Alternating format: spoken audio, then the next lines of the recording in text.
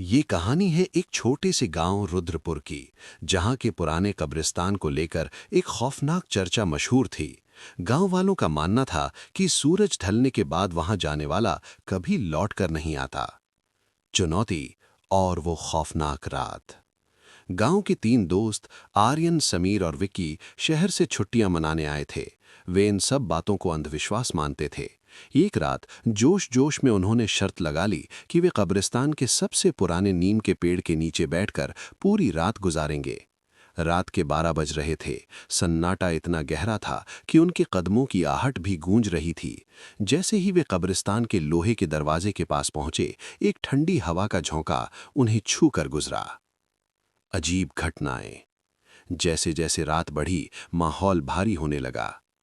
अजीब आवाजें।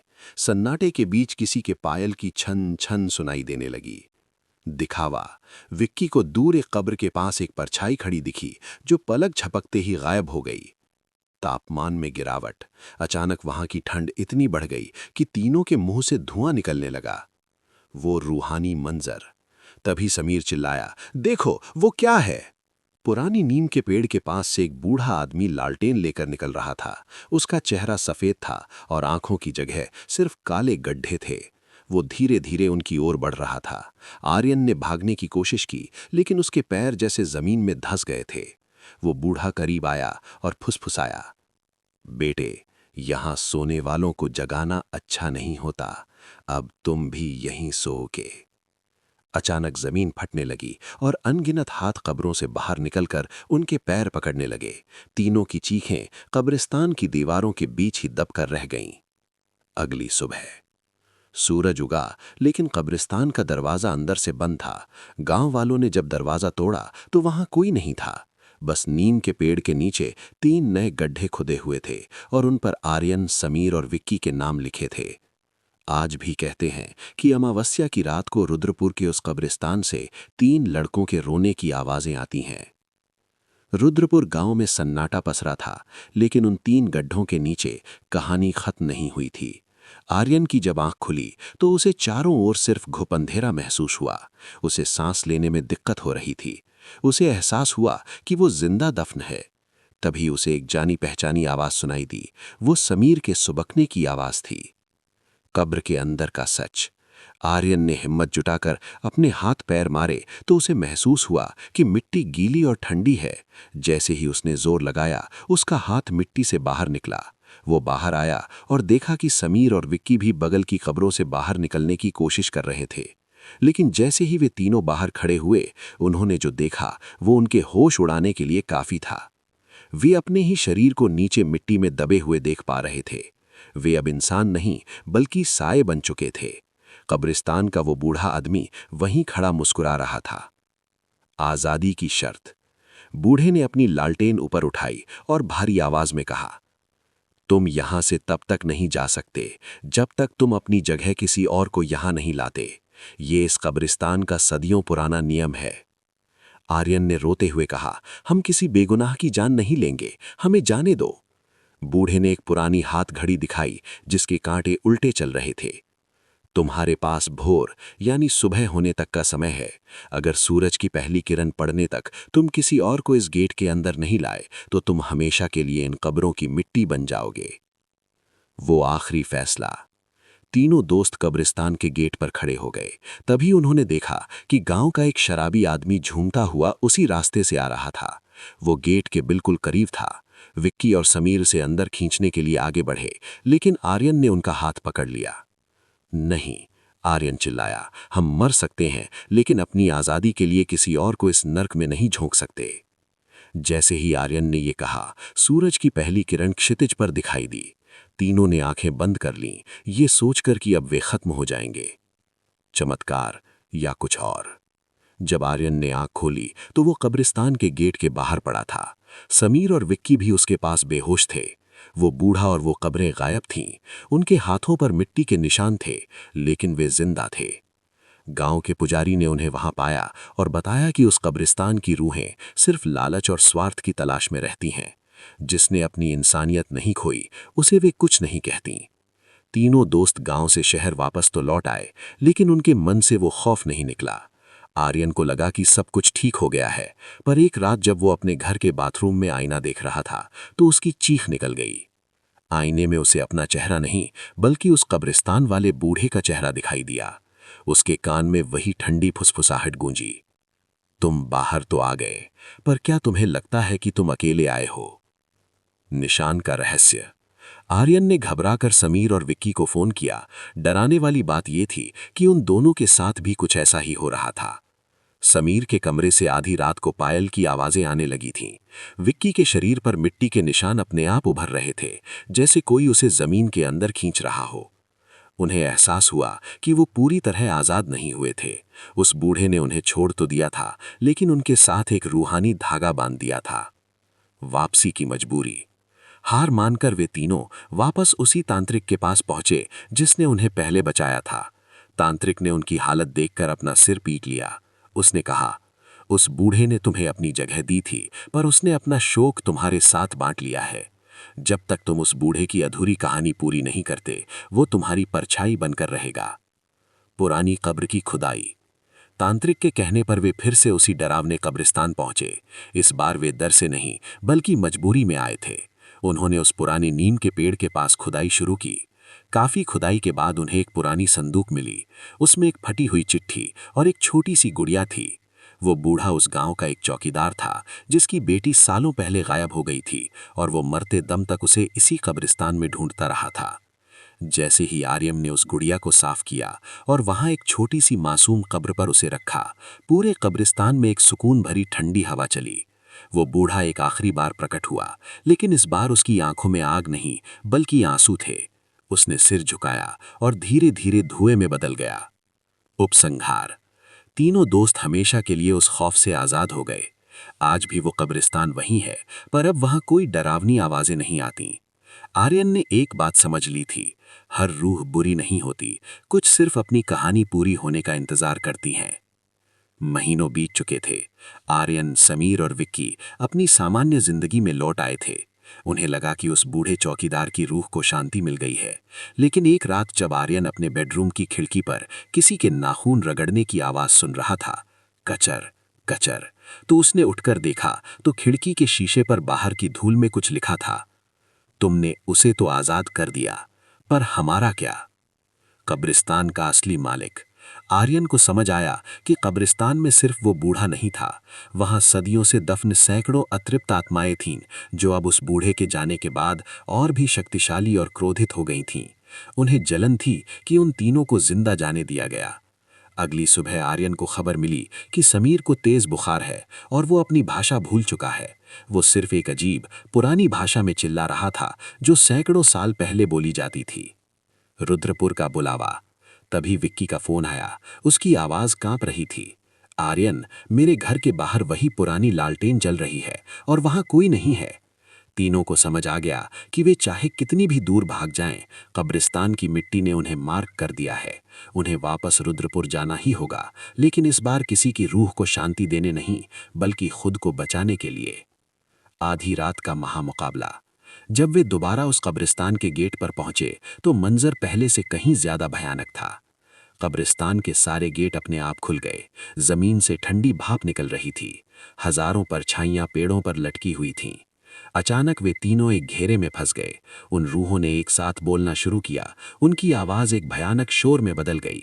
एक के बदले तीन, एक के बदले तीन। वे रूहें उस बूढ़े चौकीदार की कमी को पूरा करने के लिए आर्यन, समीर और विक्की की बलि मांग रही थीं। तांत्रिक ने उन्हें चेतावनी दी थी, अगर इस बार तुम हार गए तो तुम कभी रूह भी नहीं बन पाओगे, तुम सिर्फ एक अंधेरा बनकर रह जाओगे। क्या होगा आगे? क्या आर्यन अपनी सूझबूझ से उन हजारों रूहों को रोक पाएगा, या क्या वे तीनों अब उस कब्रिस्तान के नए पहरेदार बनेंगे? कब्रिस्तान की हजारों रूहें आर्यन, समीर और विक्की के चारों ओर घेरा बनाकर नाच रही थीं। हवा इतनी भारी हो गई थी कि सांस लेना मुश्किल हो रहा था। तभी उन रूहों के बीच से एक काली परछाई निकली जो बाकी सबसे ज्यादा विशाल और डरावनी थी। ये कब्रिस्तान का रक्षक था, द एंटिटी। सौदा या मौत। उस काली साए ने अपनी उंगली आर्यन की तरफ उठाई और उसकी रूह को खींचने लगा। समीर और विक्की अपनी जगह पर जम गए थे। आर्यन को महसूस हुआ कि उसकी यादें और उसकी जिंदगी धीरे धीरे उसके शरीर से बाहर निकल रही हैं। तभी आर्यन को तांत्रिक की एक बात याद आई। कब्रिस्तान की रूहें सिर्फ उस चीज से डरती हैं जो कभी पैदा ही ना हुई हो। आर्यन ने अपनी जेब से वो पुरानी फटी हुई चिट्ठी निकाली जो उसे उस बूढ़े की संदूक में मिली थी। उसने गौर किया कि चिट्ठी के पीछे कुछ शब्द लिखे थे जो उसने पहले नहीं पढ़े थे। वो एक अधूरा वचन था, वचन का प्रहार। आर्यन ने अपनी पूरी ताकत लगाकर चिल्लाकर वो वचन पढ़ना शुरू किया। राख से जन्मी, मिट्टी में पली, न धूप की सगी न छांव में ढली, वापस जा उस शून्य में जहां से तू है निकली। जैसे ही आर्यन ने ये शब्द पूरे किए, कब्रिस्तान की जमीन कांपने लगी। वो विशाल साया चीखने लगा। उसकी चीख इतनी भयानक थी कि पास के पेड़ टूटकर गिरने लगे। बाकी रूहें धुएं की तरह हवा में बिखरने लगीं। भोर का सन्नाटा। अचानक सब कुछ शांत हो गया। आर्यन, समीर और शहर वापस आए हुए 1 साल बीत चुका था। आर्यन की शादी होने वाली थी और सब कुछ खुशहाल लग रहा था। लेकिन उस रात जब आर्यन अपने नए घर के बेसमेंट में सामान रख रहा था, उसे कोने में कुछ चमकता हुआ दिखा। वही पुरानी संदूक जिसे उसने कब्रिस्तान में ही छोड़ दिया था। समीर और विक्की कांत। हैरान होकर उसने समीर को फोन मिलाया, लेकिन फोन किसी और ने उठाया। समीर की मां रो रही थी। उन्होंने बताया कि समीर पिछले 3 दिनों से गहरी नींद में है और डॉक्टर उसे जगा नहीं पा रहे हैं। तभी विक्की का मैसेज आया, सिर्फ एक फोटो। फोटो में विक्की के बेडरूम की दीवार पर मिट्टी से एक चेहरा बना हुआ था। वो चेहरा आर्यन का था। असली सच, द मार्क। आर्यन ने घबराकर उस संदूक को खोला। उसमें अब वो गुड़िया नहीं थी, बल्कि 3 छोटे छोटे मिट्टी के पुतले थे। उन पुतलों के गले में वही धागे बंधे थे जो उस रात कब्रिस्तान में दिखे थे। आर्यन को समझ आया कि उस रात उन्होंने रूहों को हराया नहीं था, बल्कि रूहों ने उन्हें रिहा यानी परोल पर भेजा था। उन्होंने 1 साल की मोहलत दी थी ताकि वे अपनी अंतिम इच्छाएं पूरी कर सकें। वो खौफनाक परछाई का घर। अचानक आर्यन के घर की सारी लाइटें चली गईं। उसके फोन की स्क्रीन जली और उस पर एक मैप खुला। वो मैप उसे किसी और जगह नहीं, बल्कि वापस रुद्रपुर के उसी कब्रिस्तान की ओर ले जा रहा था। दीवार पर खून जैसी लाल मिट्टी से शब्द भरने लगे, किश्त पूरी हुई, अब घर वापस आओ। आर्यन ने देखा कि उसके हाथ धीरे धीरे मिट्टी में बदल रहे हैं। उसने आईने में देखा, उसकी आंखों की पुतलियां गायब हो चुकी थीं। अब वो इंसान नहीं, बल्कि उसी कब्रिस्तान का एक हिस्सा बन चुका था। अंतिम दृश्य। अगले दिन अखबार में खबर छपी, शहर के 3 युवक रहस्यमयी तरीके से गायब। पुलिस को कमरे में मिली सिर्फ ढेर सारी पुरानी कब्रिस्तान की मिट्टी। रुद्रपुर के उस पुराने नीम के पेड़ के नीचे अब 3 नहीं बल्कि 6 कब्रें हैं, और गांव वाले कहते हैं कि अब वहां 3 नहीं बल्कि 6 साए लालटेन लेकर चलते हैं। कहानी अब तीनों दोस्तों से हटकर समय में पीछे जाती है। साल था 1850। रुद्रपुर का वो कब्रिस्तान हमेशा से डरावना नहीं था। वहां एक ईशान नाम का तांत्रिक रहता था जो मौत को जीतने की कोशिश कर रहा था। उसने एक ऐसी विद्या खोज ली थी जिससे इंसान मरने के बाद भी अपनी यादों और शरीर के साथ जिंदा रह सकता था। लेकिन इस विद्या की एक भारी कीमत थी, हर 100 साल में 3 जवान रूहों की बलि। आर्यन का संबंध। वर्तमान में आर्यन की रूह जब उस कब्रिस्तान की गहराई में समाई तो उसे कुछ धुंधली यादें दिखने लगीं। उसे एहसास हुआ कि वो कोई साधारण लड़का नहीं था, वो उसी तांत्रिक ईशान का वंशज था। इसीलिए उस कब्रिस्तान ने उसे और उसके दोस्तों को चुना था। कब्रिस्तान की मिट्टी के नीचे एक विशाल गुफा थी जहां आर्यन, समीर और विक्की के शरीर पत्थर की मूर्तियों की तरह खड़े थे। उनकी आंखों से काला धुआं निकल रहा था जो ऊपर जाकर कब्रिस्तान की शक्ति को बढ़ा रहा था। एक आखिरी उम्मीद। तभी कब्रिस्तान के सन्नाटे को चीरती हुई एक आवाज आई। ये आर्यन की मंगेतर सिया थी। वो साधारण लड़की नहीं थी, उसके परिवार के पास पुरानी किताबों और मंत्रों का ज्ञान था। वो आर्यन को ढूंढते हुए उस प्रतिबंधित क्षेत्र में पहुंच गई थी। उसने देखा कि कब्रिस्तान के बीचों बीच एक काला पत्थर, the heart of the graveyard, चमक रहा था। यही वो पत्थर था जो सारी रूहों को कैद किए हुए था। सिया का साहस। सिया ने अपने हाथ पर एक छोटा सा चीरा लगाया और अपना खून उस पत्थर पर गिराते हुए एक प्राचीन मंत्र पढ़ा। जो मिट्टी से आया वो मिट्टी में जाए, जिसका अंत ना हुआ वो अब राख बन जाए। जैसे ही खून पत्थर पर गिरा, जमीन के अंदर से एक भयानक चीख गूंजी। वो आवाज उन हजारों रूहों की थी जो आजाद होने के लिए छटपटा रही थी। पत्थर चटकने लगा और उसमें से एक नीली रोशनी निकली जो आसमान की ओर चली गई। अंतिम अंत था। पत्थर के टूटते ही गुफा ढहने लगी। आर्यन, समीर और विक्की के शरीर वापस मांस और खून में बदलने लगे। सिया ने उन्हें खींचकर बाहर निकाला। सूरज की किरणें पड़ते ही पूरा कब्रिस्तान मिट्टी के ढेर में तब्दील हो गया। लेकिन जब वे गांव से बाहर निकल रहे थे, आर्यन ने अपनी जेब में हाथ डाला। उसे वहां एक छोटा सा काले पत्थर का टुकड़ा मिला जो अभी भी हल्का गर्म था और चमक रहा था। खौफ अभी भी जिंदा है, क्योंकि कुछ अंत सिर्फ नई शुरुआत होते हैं।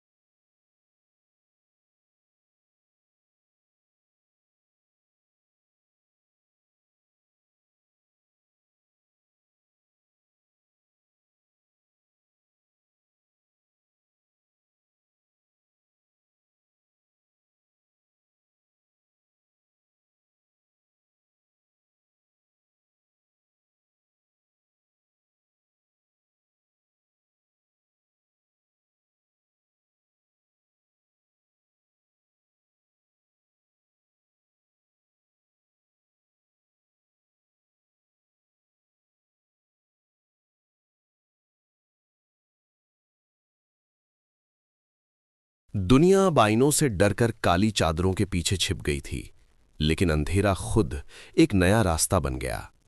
सिया और आर्यन अब उस आईने वाली दुनिया मिरर रिल्म के बीचों बीच खड़े थे। वहां आसमान हमेशा राख के रंग का था और जमीन इंसानी यादों से बनी थी। वो पुरानी लालटेन का रहस्य। अचानक उस धुंध के बीच से वही बूढ़ा चौकीदार फिर से प्रकट हुआ। उसके हाथ में वही लालटेन थी, लेकिन इस बार वो बुझी हुई थी। उसने आर्यन और सिया की तरफ अपना हाथ बढ़ाया और कहा, तुमने सोचा कि ये श्राप है? नहीं, ये एक जेल थी जिसे मैंने सदियों से बंद रखा था। तुमने इसे तोड़कर उसे आजाद कर दिया है जो हम सबसे पुराना है। असली शैतान, द ओरिजिन। तभी कब्रिस्तान की मिट्टी के नीचे से एक विशाल आकृति उभरी। वो कोई साया नहीं था, वो समय का ही एक विकृत रूप था। वो उन सभी रूहों को निगल रहा था जो आईनों में कैद थीं। आर्यन ने समझ लिया कि उसे क्या करना है। उसने सिया का हाथ कसकर पकड़ा। सिया, हमें उस लालटेन को फिर से जलाना होगा, लेकिन इसके लिए किसी माचिस की नहीं, बल्कि एक बलिदान की याद की जरूरत है। आखिरी चिराग। आर्यन ने अपनी सारी बची हुई मानवीय यादें, अपनी मां की लोरी, सिया के साथ बिताया पहला पल और दोस्तों की हंसी उस लालटेन के अंदर झोंक दी। लालटेन अचानक एक दिव्य सफेद रोशनी से जल उठी। वो रोशनी इतनी तेज थी कि आईने वाली दुनिया फटने लगी। आर्यन ने सिया को उस रोशनी की ओर धक्का दे दिया। जाओ सिया, दुनिया को बताओ कि अंधेरा खत्म हो गया है। सफेद सुबह। सिया की जब आंख खुली तो वो रुद्रपुर के उस पुराने कब्रिस्तान के गेट के बाहर पड़ी थी। सूरज की ताजा रोशनी चारों ओर फैली थी। उसके पास न तो वो गुड़िया थी और न ही वो काला पत्थर। वो भागकर गांव पहुंची। वहां समीर और विकी एक दुकान पर चाय पी रहे थे। उन्होंने सिया को देखा और हाथ हिलाया। अरे सिया, तुम इतनी घबराई हुई क्यों हो? आर्यन कहाँ है? वो तो तुम्हारे पीछे ही आ रहा था ना? सिया का दिल बैठ गया। उसने पीछे मुड़कर देखा। वहां सिर्फ खाली सड़क थी। ट्विस्ट। सिया ने समीर और विकी की आंखों में देखा। उनकी आंखों की पुतलियों के अंदर छोटे छोटे आईने चमक रहे थे। वे मुस्कुराए, पर उनकी मुस्कुराहट में वो पुरानी पहचान नहीं थी। गांव के उस पुराने नीम के पेड़ पर एक नई पट्टी लटकी थी जिस पर लिखा था, खेल अब शुरू हुआ है। कहानी का चक्र यहां एक ऐसे मोड़ पर खत्म होता है जहां हकीकत और भ्रम का अंतर मिट गया है। सिया ने जब समीर और विकी की आंखों में उन छोटे छोटे आईनों को चमकते देखा तो वो समझ गई कि ये उसके दोस्त नहीं, बल्कि आईने की दुनिया के साए हैं जो असली दुनिया में घुस आए हैं। असली समीर, विकी और आर्यन अभी भी उस पार कैद थे। शून्य का पुजारी। तभी कब्रिस्तान के मंदिर की घंटियां अपने आप बजने लगीं। वो बूढ़ा चौकीदार, जो अब एक रूह नहीं बल्कि एक मार्गदर्शक लग रहा था, सिया के सामने प्रकट हुआ। उसने कहा, इंसानी दुनिया और रूहानी दुनिया के बीच का पर्दा फट चुका है। अगर आज सूरज ढलने से पहले तुमने मूल आईना नहीं तोड़ा तो ये पूरी दुनिया सिर्फ एक परछाई बनकर रह जाएगी। कब्रिस्तान का हृदय। सिया भागते हुए कब्रिस्तान के उस हिस्से में पहुंची जहां से ये सब शुरू हुआ था। वहां जमीन के अंदर एक विशालकाय कांच का खंभा खड़ा हो गया था। उस खंभे के अंदर आर्यन, समीर और विक्की के असली शरीर जम चुके थे। जैसे ही सिया ने उस खंभे को छूने की कोशिश की, उसके अपने ही साये ने उसे रोक लिया।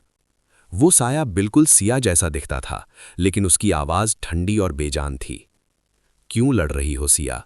यहां ना कोई दर्द है, ना कोई मौत, बस एक हमेशा के लिए ठहरा हुआ पल है। बलिदान की अग्नि। सिया ने हार नहीं मानी। उसने महसूस किया कि उसकी जेब में अभी भी वही बुझी हुई लालटेन है जिसे आर्यन ने अपनी यादों से जलाया था। उसने अपनी कलाई पर बंधी वो पवित्र डोरी, रक्षा सूत्र खोली जिसे उसकी मां ने दिया था, और उसे लालटेन की बाती पर रख दिया। जैसे ही उसने विश्वास की शक्ति से उस लालटेन को छुआ, वो नीली ज्वाला के साथ धधक उठी। सिया ने उस जलती हुई लालटेन को पूरी ताकत से उस कांच के खंभे पर दे मारा। प्रलय और नवनिर्माण। एक गगनभेदी धमाका हुआ। हजारों आईने एक साथ टूटने की आवाज आई। पूरा आसमान चटक गया। सफेद रोशनी इतनी तेज थी कि सिया की आंखें चुंधिया गईं। उसे महसूस हुआ कि वो किसी गहरी खाई में गिर रही है। अगली सुबह सिया की आंख खुली तो वो अपने बिस्तर पर थी। खिड़की से सूरज की सुनहरी धूप आ रही थी। उसके फोन पर एक नोटिफिकेशन आया, group chat, Rudrapur trip. Sameer, भाई की रात की पार्टी क्या कमाल थी? विकी, हाँ, पर आर्यन कहाँ है? उसका फोन नहीं लग रहा। सिया का दिल तेजी से धड़कने लगा। वो भागकर बालकनी में गई। वहां नीचे आर्यन खड़ा था। वो ऊपर देखकर मुस्कुराया और हाथ हिलाया।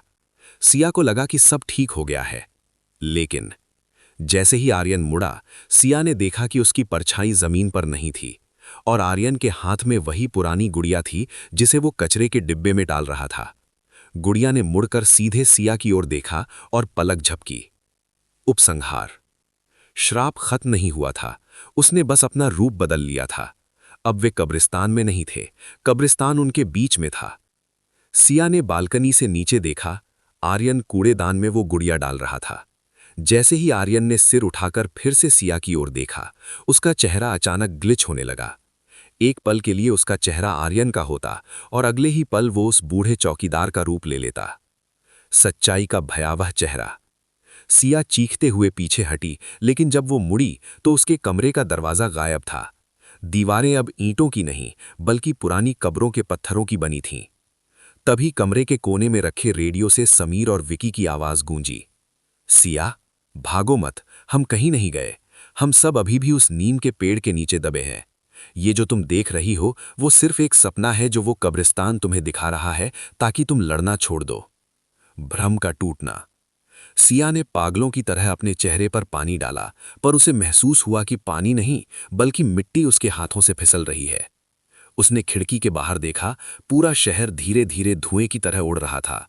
घर, गाड़ियां, लोग सब गायब हो रहे थे। अंत में सिर्फ वो पुराना नीम का पेड़ और 3 गड्ढे बचे थे। असली हकीकत। सिया ने देखा कि वो खुद एक कब्र के अंदर लेटी हुई है। आर्यन, समीर और विकी उसके बगल वाली कब्रों में थे।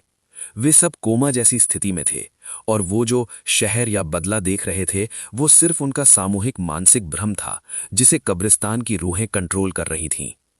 बूढ़ा चौकीदार उनके पास आया और धीरे से बोला, तुमने बहुत कोशिश की सिया, लेकिन इस कब्रिस्तान से बाहर निकलने का कोई रास्ता नहीं है। यहां जो एक बार आता है वो सिर्फ कहानियों में जिंदा रहता है। तुम्हारी कहानी अब खत्म हुई। The final cut.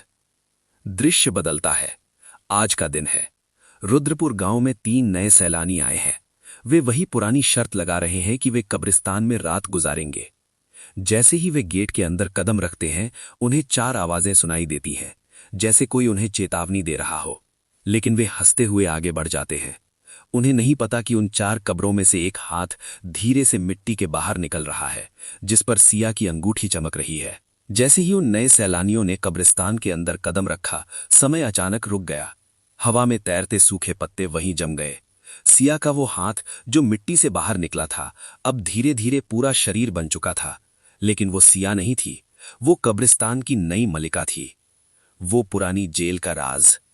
Siya, Aryan, Sameer और विक्की अब मर चुके थे, लेकिन उनकी आत्माएं नष्ट नहीं हुई थीं। वे कब्रिस्तान की दीवारें बन चुके थे।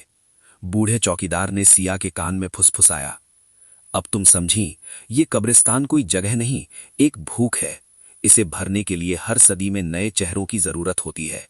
अब तुम शिकार नहीं, शिकारी हो। नया खेल, पुराने खिलाड़ी।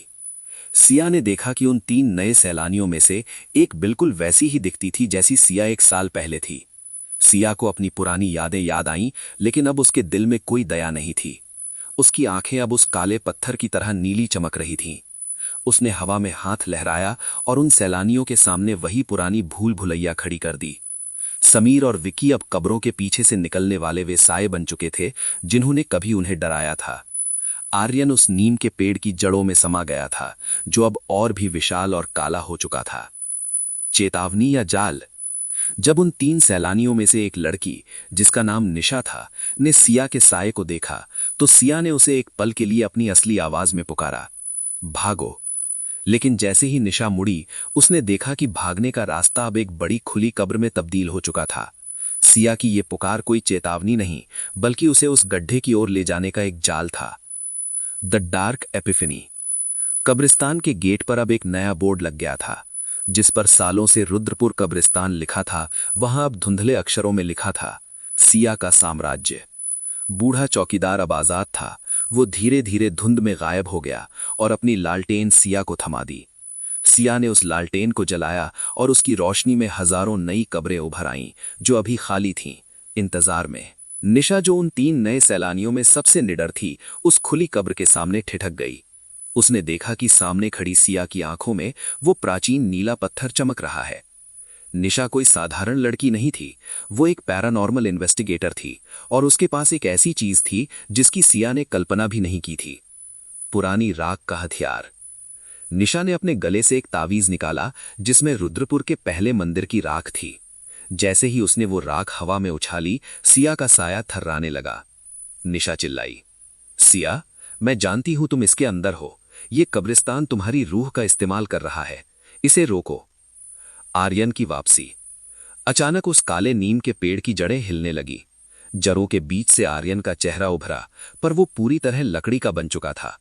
उसने अपनी टहनियों जैसे हाथों से निशा को जकड़ने की कोशिश की, लेकिन निशा ने तावीज की शक्ति। निशा शहर वापस तो आ गई थी, लेकिन वो अब वो निशा नहीं रही थी जो कब्रिस्तान गई थी।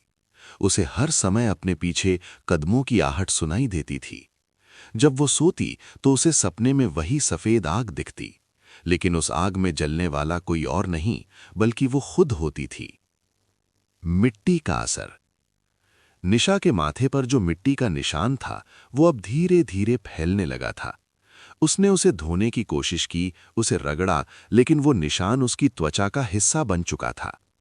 अजीब बात यह थी कि जहां जहां वो निशान फैलता, निशा को उस जगह दर्द नहीं बल्कि एक ठंडा सुकून महसूस होता। एक रात निशा ने अपने घर के आईने पर काले कपड़े डाल दिए ताकि वो अपना चेहरा ना देख सके, लेकिन तभी उसे कमरे के कोने में एक साया दिखा।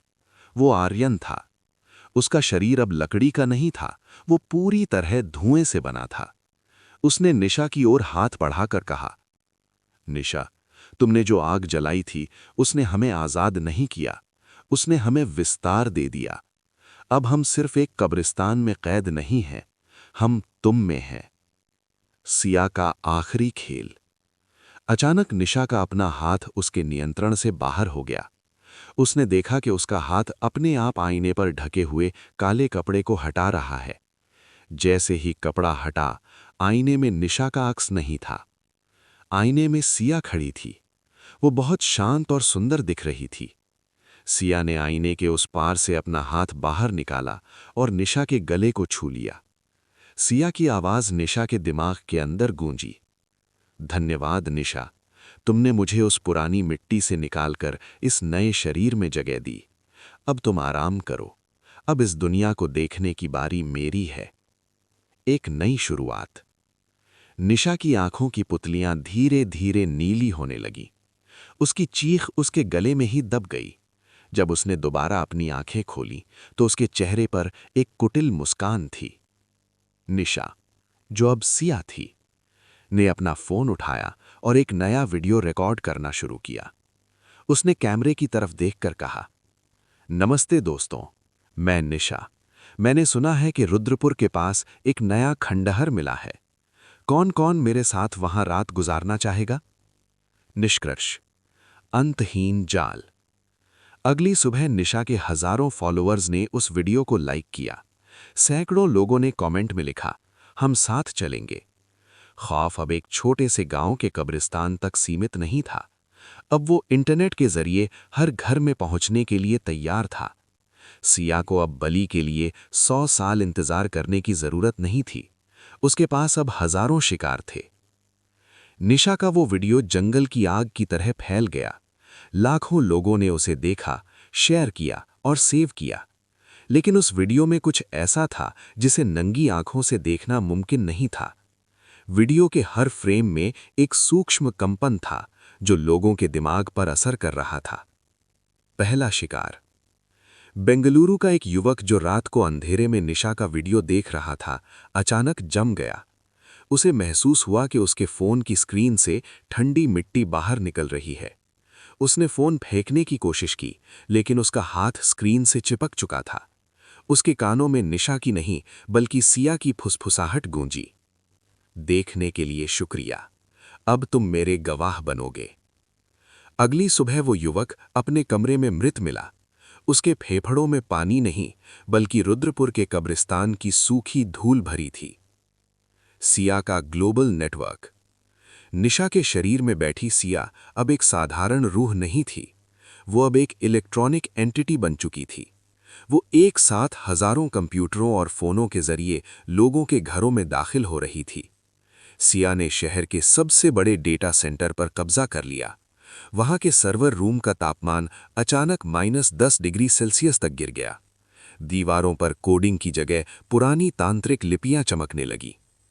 आर्यन और समीर का उदय। समीर और विकी के साए अब डेटा के रूप में हर स्मार्ट होम डिवाइस में घुस चुके थे। लोगों के स्मार्ट स्पीकर से आधी रात को कब्र खोदने की आवाजें आने लगीं। स्मार्ट कैमरों में लोगों को अपने ही पीछे वही पुराना बूढ़ा चौकीदार खड़ा दिखाई देने लगा। विनाश का नया चेहरा। निशा ने अपनी अगली लाइव स्ट्रीम शुरू की। इस बार वो किसी खंडहर में नहीं थी, वो एक खाली सर्वर रूम के बीच बैठी थी।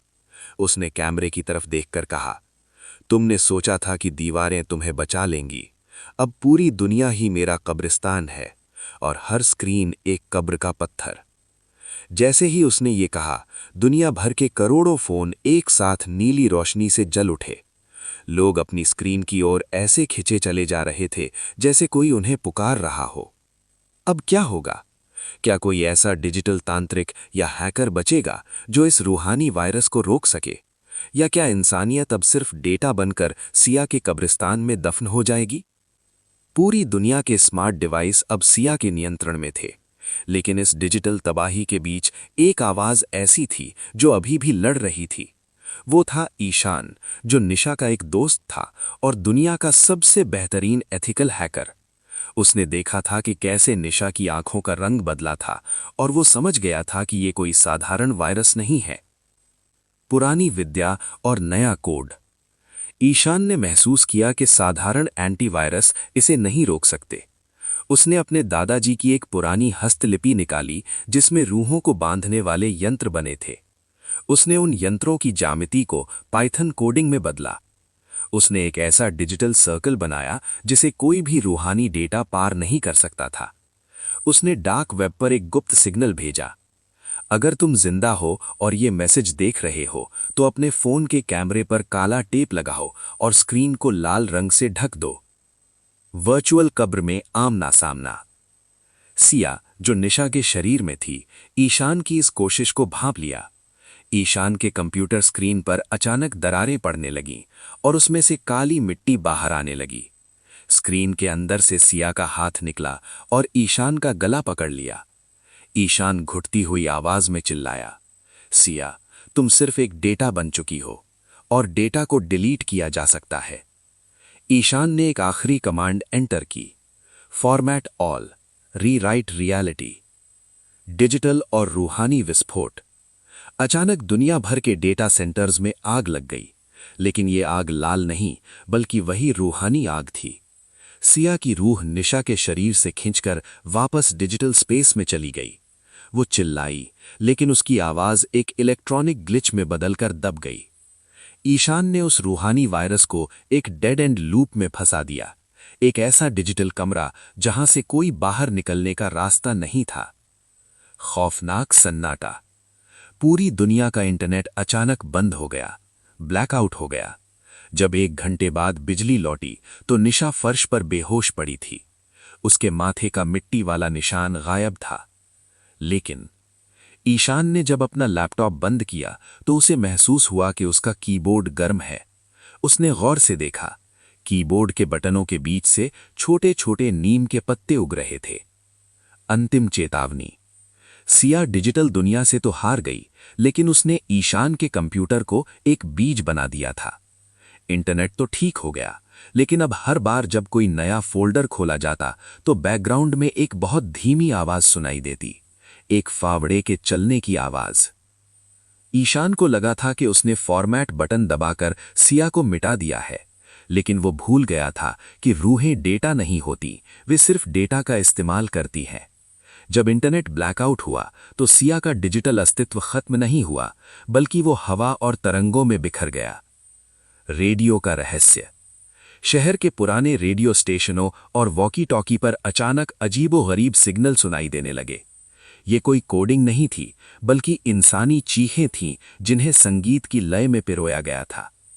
ईशान के कमरे में रखे उन नीम के पत्तों ने अब पूरे कीबोर्ड को ढक लिया था। अचानक ईशान के कान में एक स्थिर आवाज गूंजी।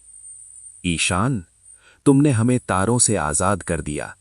अब हम तुम्हारे फेफड़ों की हवा में हैं। मिट्टी का फेफड़ा। ईशान को अचानक सांस लेने में तकलीफ होने लगी। उसने खांसा तो उसके मुंह से खून नहीं बल्कि गीली कब्र की मिट्टी निकली। उसे एहसास हुआ कि सिया ने खुद को एक जैविक वायरस में बदल लिया है। वो भागकर निशा के पास पहुंचा, जो अभी अभी होश में आई थी। लेकिन निशा की आंखें देखकर वो जम गया। उसकी आंखों में अब नीला रंग नहीं था, बल्कि वो शीशे की तरह पारदर्शी हो गई थी।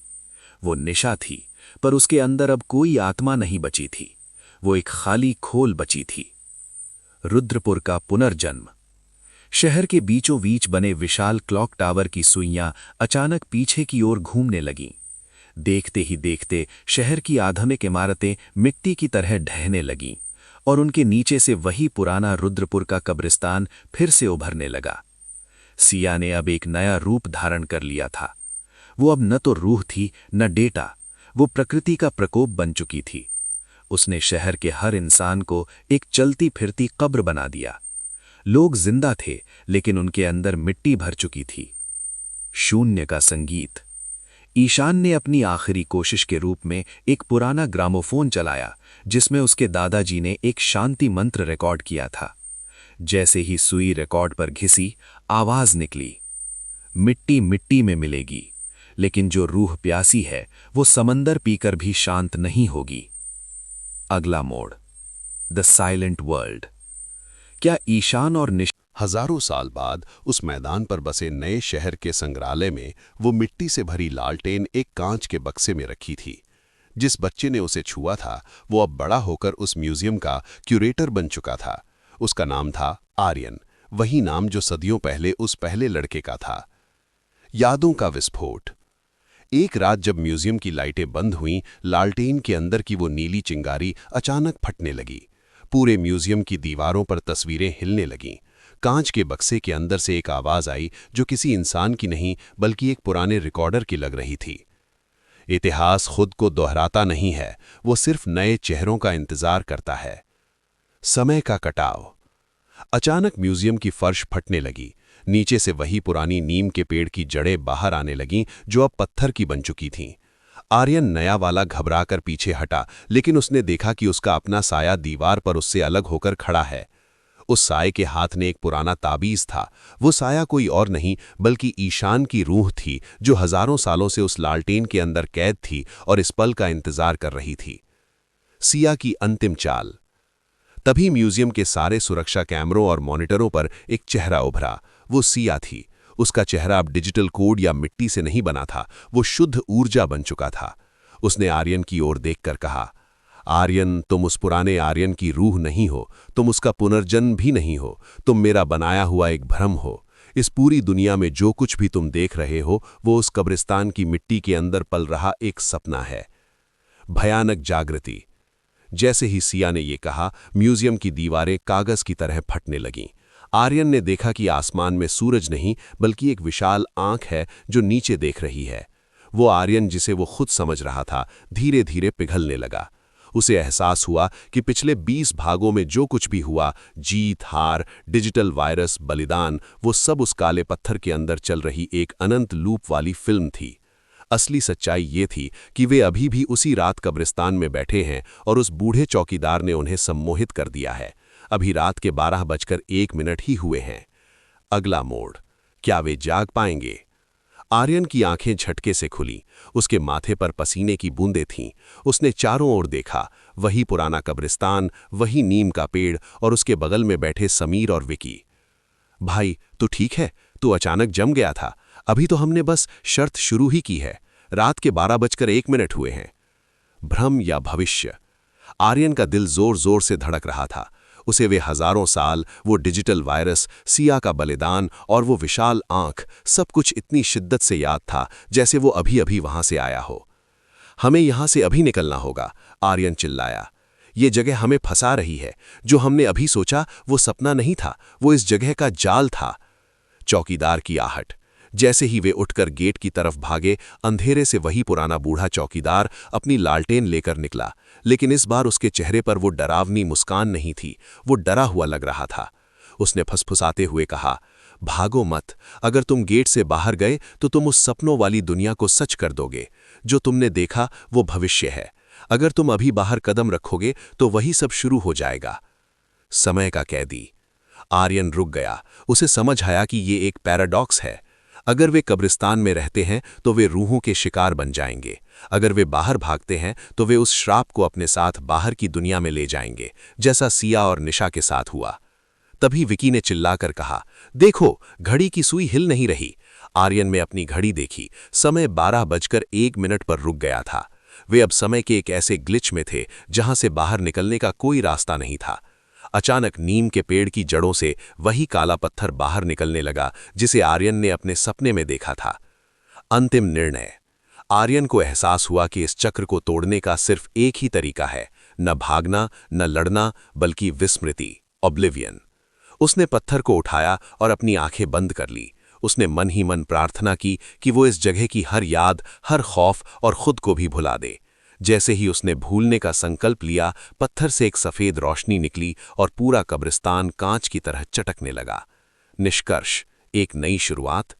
अगली सुबह गांव वालों ने देखा कि कब्रिस्तान के गेट पर 3 लड़के सो रहे हैं। जब उन्हें जगाया गया तो उन्हें कुछ भी याद नहीं था, न अपना नाम, न वे कहां से आए थे और न ही उस रात क्या हुआ था। उनकी यादें पूरी तरह मिट चुकी थीं। वे जिंदा थे, लेकिन उनका अतीत मर चुका था। ट्विस्ट। गांव के एक छोटे बच्चे ने आर्यन के हाथ में एक पुराना कागज देखा जिसे आर्यन ने नींद में कसकर पकड़ा हुआ था। उस पर सिर्फ एक लाइन लिखी थी, अगर तुम ये पढ़ रहे हो तो पीछे मुड़कर मत देखना, क्योंकि मैं तुम्हारे साए में छिपा हूं। वे तीनों दोस्त, आर्यन, समीर और विकी, अब अपने घर वापस आ चुके थे। यादें मिट जाने के कारण वे खुश थे, या शायद उन्हें अपनी खामोशी का एहसास नहीं था। लेकिन वो कागज जिस पर लिखा था कि मैं तुम्हारे साए में छिपा हूं, आर्यन की मेज पर रखा रहता था। परछाइयों का विद्रोह। एक शाम जब सूरज ढल रहा था और कमरे में लंबी परछाइयां बन रही थीं, आर्यन ने गौर किया कि उसकी परछाई उसके साथ नहीं हिल रही। वो दीवार पर स्थिर थी, जबकि आर्यन अपना हाथ हिला रहा था। अचानक उसकी परछाई ने दीवार से हाथ बाहर निकाला और मेज पर रखे उस कागज को उठा लिया। आर्यन के गले से आवाज नहीं निकली। परछाई ने कागज को पलटा और अब उस पर एक नया संदेश लिखा था, यादें मिटाने से हकीकत नहीं बदलती। तुम भूल गए हो, लेकिन मिट्टी को सब याद है। समीर और विकी का अंत। तभी समीर का फोन आया। उसकी आवाज में एक अजीब सी थरथराहट थी। आर्यन, मैं आईने के सामने खड़ा हूं, पर आईने में मेरा अक्स नहीं है। वहां सिर्फ एक काला गड्ढा दिखाई दे रहा है। विकी के घर से भी ऐसी ही डरावनी खबरें आईं। विकी के घर की दीवारों से अचानक पुरानी हड्डियां और सिक्के गिरने लगे थे, जैसे उसका घर खुद एक पुरानी कब्र पर बना हो। असली साया कौन है? आर्यन ने हिम्मत जुटाकर अपनी परछाई से पूछा, तुम कौन हो? तुम हमसे क्या चाहते हो? वो परछाई धीरे धीरे बड़ी होने लगी और पूरे कमरे को ढक लिया। उस अंधेरे के बीच से एक चेहरा उभरा। वो न तो सिया थी, न बूढ़ा चौकीदार, और न ही कोई रूह। वो चेहरा खुद आर्यन का था, पर वो आर्यन हजारों साल पुराना लग रहा था। उसने कहा, मैं तुम्हारी वो याद हूं जिसे तुमने मिटाने की कोशिश की थी। तुमने खुद को भुला दिया, पर तुमने उस बुराई को आजाद कर दिया जिसे तुम्हारी यादें कैद किए हुए थीं। अब मैं स्वतंत्र हूं। असली सच्चाई की ओर। आर्यन को एहसास हुआ कि उसने यादें मिटाकर खुद को बचाया नहीं, बल्कि अपना सुरक्षा कवच तोड़ दिया था। अब वो साया पूरी दुनिया में फैलने के लिए तैयार था। जैसे ही साये ने आर्यन को छुआ, उसे फिर से सब कुछ याद आने लगा। रुद्रपुर, नीला पत्थर, डिजिटल वायरस, सब कुछ। पर अब बहुत देर हो चुकी थी। उसके कमरे का दरवाजा खुला और बाहर उसे अपनी गली नहीं, बल्कि अनंत कब्रिस्तान दिखाई दिया। क्या कोई रास्ता बचा है? क्या आर्यन अपनी यादों को वापस पाकर उस साये को फिर से कैद कर पाएगा, या क्या वो साया अब पूरी दुनिया की परछाइयों पर कब्जा कर लेगा? जैसे ही आर्यन के कमरे का दरवाजा खुला और बाहर अनंत कब्रिस्तान दिखाई दिया, आर्यन को समझ आ गया कि वो अब अपने घर में नहीं, बल्कि साया लोक में है। वो साया जो आर्यन का ही पुराना रूप था, धीरे धीरे कमरे की दीवारों को निगलने लगा। समीर और विकी का आत्मसमर्पण। तभी समीर और विकी उस अंधेरे गलियारे से भागते हुए आए, लेकिन उनके पीछे उनकी अपनी ही परछाइयां किसी शिकारी की तरह लगी थीं। आर्यन, हमारी परछाइयां हमें खा रही हैं, समीर चिल्लाया। जैसे ही उसने ये कहा, समीर की परछाई ने दीवार से कूदकर उसे दबोच लिया। समीर का शरीर धीरे धीरे धुंधला होने लगा और उसकी परछाई गहरी और ठोस होने लगी। देखते ही देखते समीर एक बेजान साया बन गया और उसकी परछाई जिंदा समीर बनकर खड़ी हो गई। स्मृति का हथियार। आर्यन को याद आया कि यादें मिटाने से ये तबाही शुरू हुई थी। उसने अपनी आंखें बंद कीं और उन सबसे भयानक पलों को याद करना शुरू किया जो उसने रुद्रपुर में बिताए थे। उसने उस नीले पत्थर की ठंडक को याद किया। उसने सिया के आखिरी शब्दों को याद किया। जैसे जैसे उसकी यादें गहरी हुईं, उसके शरीर से एक धुंधली रोशनी निकलने लगी। ये रोशनी उसकी यादों की ऊर्जा थी। उस रोशनी ने साये को पीछे धकेलना शुरू कर दिया। अंतिम चुनाव। वो पुराना आर्यन हंसने लगा। तुम अपनी यादों से मुझे रोक सकते हो, पर तुम वापस नहीं जा सकते। या तो तुम यहां रहकर इस कब्रिस्तान के राजा बनो, या फिर अपनी यादों के साथ शून्य में विलीन हो जाओ। आर्यन ने समीर और विकी, जो अब साये बन चुके थे, उनकी ओर देखा। उसने एक साहसी फैसला लिया। उसने अपने हाथ में मौजूद उस पुराने कागज को जला दिया। अगर हकीकत सिर्फ एक याद है, तो मैं इस याद को ही मिटाता हूं। महाविनाश। जैसे ही वो कागज जला, पूरा साया लोक कांच की तरह टूटने लगा। आर्यन, समीर और विकी एक सफेद रोशनी में समा गए। निष्कर्ष, अंत या नई पहेली। अगले पल आर्यन अपने कमरे में था। दिन की रोशनी खिड़की से आ रही थी। समीर और विकी भी वहीं थे, सोफे पर बैठे गेम खेल रहे थे। सब कुछ सामान्य था। आर्यन ने राहत की सांस ली, लेकिन जब उसने पानी पीने के लिए गिलास उठाया तो उसने देखा कि मेज पर एक राख का छोटा सा ढेर पड़ा था, वही जला हुआ कागज, और उस राख के बीच में एक छोटा सा चमकता हुआ नीला दाना था। तभी खिड़की के बाहर से किसी ने पुकारा। आवाज बिल्कुल सिया जैसी थी। खेल का ये लेवल तो पार कर लिया, अब अगले के लिए तैयार हो।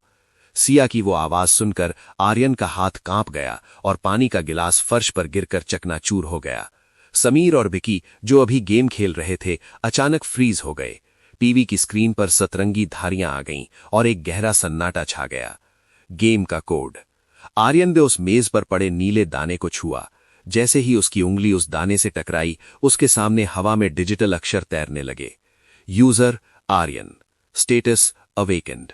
Level 2 the city of echoes. Aryan को एहसास हुआ कि जिसे वो अपनी जिंदगी समझ रहा था, वो दरअसल एक उन्नत सिम्युलेशन था, जिसे उस पुराने कब्रिस्तान की रूहों ने एक डिजिटल नर्क के रूप में बनाया था। हर बार जब वो जीतता था, खेल बस एक नए और कठिन स्तर पर पहुंच जाता था। समीर और विकी का सच। समीर और विकी धीरे धीरे धुएं में बदलने लगे और उनके स्थान पर दो बिना चेहरे वाले साये खड़े हो गए। उनकी छाती पर नंबर लिखे थे, NPC 0। सिया के दो विकल्पों ने आर्यन को दुविधा में डाल दिया था। एक तरफ एक सुखद झूठ था और दूसरी तरफ एक शक्तिशाली लेकिन निर्दयी सच। लेकिन आर्यन ने खिड़की के बाहर उन हजारों डिजिटल कब्रों को देखा जहां मासूम रूहें फंसी हुई थीं। उसे समझ आया कि अगर वो एडमिन बन भी गया तो वो सिर्फ इस जेल का नया जेलर होगा। तीसरा विकल्प, द सेल्फ डिस्ट्रक्ट। आर्यन ने सिया की आंखों में देखा और मुस्कुराया। तुमने मुझे दो विकल्प दिए सिया, पर तुमने एक बात भुला दी। मैं एक इंसान हूं और इंसान हमेशा नियमों को तोड़ता है। आर्यन ने अपनी उंगली उस नीले दाने पर जोर से दबाई और अपनी आंखों को बंद करके उन सभी यादों को एक साथ याद किया जो सबसे ज्यादा दर्दनाक थीं। उसने अपनी नफरत, अपना डर और अपना सारा दुख उस दाने के अंदर डाल दिया। Warning, emotional overload detected, system integrity compromised, digital प्रलय। अचानक पूरा सिमुलेशन चटकने लगा। वो सिटी ऑफ इकोस ताश के पत्तों की तरह ढहने लगी। सिया का चेहरा डर से पीला पड़ गया। आर्यन, तुम क्या कर रहे हो? तुम खुद को मिटा दोगे। मैं खुद को नहीं मिटा रहा, मैं इस पूरे खेल को ही डिलीट कर रहा हूं। हवा में तैरते हुए बाइनरी कोड अब जलने लगे। समीर और विक्की, NPCs, धीरे धीरे पिक्सल बनकर हवा में बिखर गए। सिया की नीली आग बुझने लगी और वो एक साधारण परछाई बनकर रह गई। सच्ची जागृति। अचानक एक बहुत तेज सफेद रोशनी हुई। आर्यन को ऐसा महसूस हुआ जैसे वो हजारों फीट की ऊंचाई से नीचे गिर रहा हो।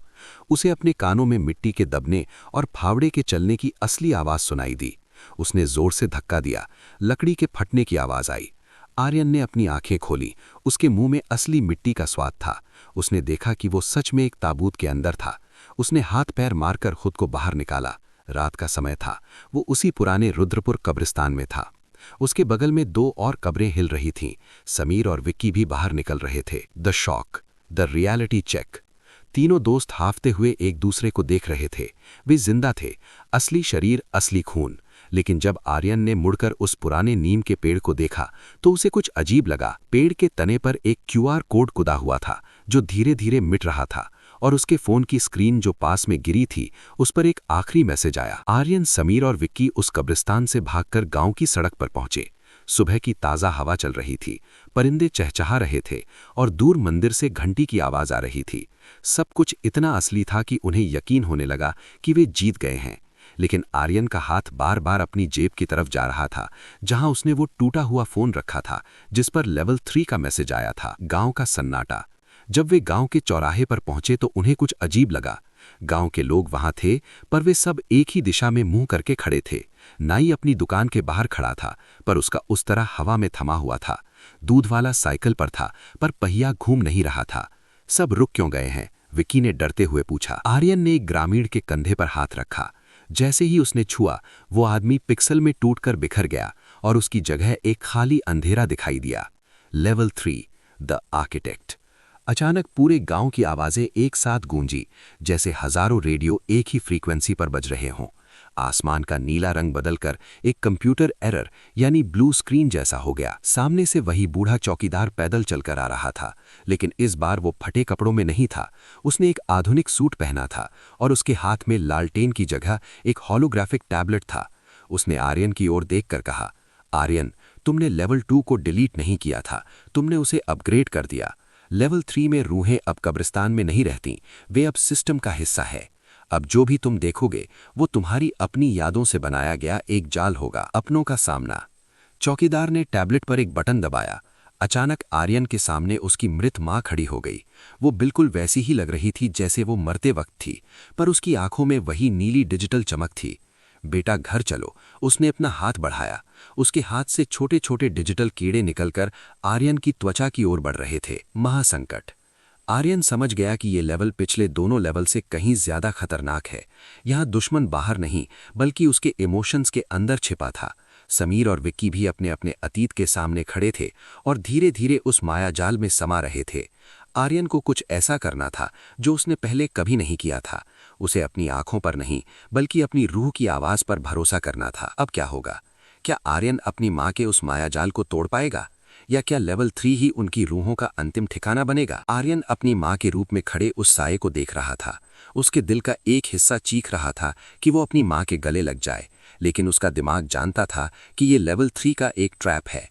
उसकी मां की आंखों से आंसू गिर रहे थे, लेकिन वे आंसू जमीन पर गिरते ही डिजिटल कोड में बदल रहे थे। समीर और विक्की का पतन। तभी आर्यन ने पीछे मुड़कर देखा।